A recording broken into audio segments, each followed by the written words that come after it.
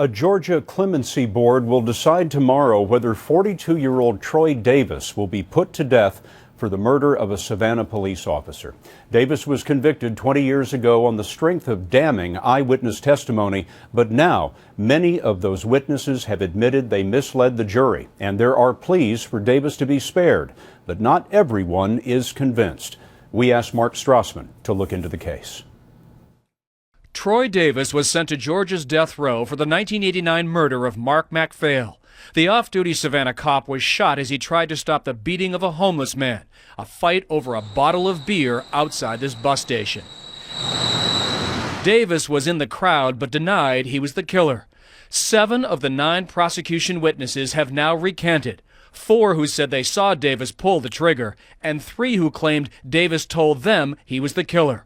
All 7 now allege pressure by police to blame Davis. He tried to break up a fight, and the fight went bad, and a cop got shot, and then he got blamed for it. Dejon Davis Correa is Troy Davis's nephew. His earliest childhood memories are of prison visits to see his uncle. Are you 100% convinced he's innocent? Yes, sir. When I say the name Troy Davis to you, what goes through your mind? The man who killed my father.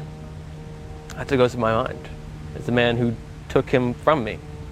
Mark MacPhail Jr. was 2 months old when his father, Officer Mark MacPhail, was murdered. For you, what has hurt the most? Not having a father. You know, I grew up my entire life not knowing my dad. That's tough for a 5-year-old to ask his mother, why don't I have a daddy? It's tough for me to talk about it. Even today? Even today. I was up there. So you walk up this way, right? But questions about the conviction of Troy Davis have been growing for years. Larry Young is the homeless man who was being beaten in the fight that ended with MacPhail's death. He testified he saw Davis fire the gun. But then in 2007, Young said this to CBS News. You don't know who killed the officer? No idea. Okay. I don't even know who hit me. Young now maintains police withheld medical treatment for his bleeding head until he agreed to falsely blame Davis. And there's something else. All sides agree there is no physical evidence linking Davis to the murder.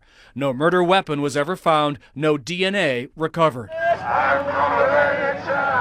Now, 1 million people have signed petitions asking for clemency. Are you worried? No. You're not worried at all? No. But Mark MacPhail Jr., who plans to become a cop himself, hopes to see Davis die. Will you be there? Yes, I will. Yeah, me and my family will be there. Tomorrow, Georgia's State Board of Pardons and Paroles will announce its final decision and end a 2-decade wait for 2 Savannah families. Mark Strassmann, CBS News, Savannah, Georgia.